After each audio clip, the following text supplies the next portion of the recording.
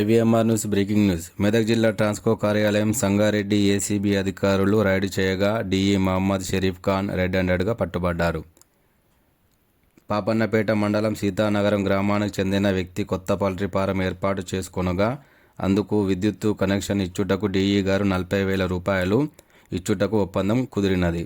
ముందుగా 9,000 చెల్లించినారు. ఈరోజు 21,000 రూపాయలు లంచం ఇస్తుండగా ఏసీబీ అధికారులు రెడ్ హ్యాండెడ్గా పట్టుకున్నారు.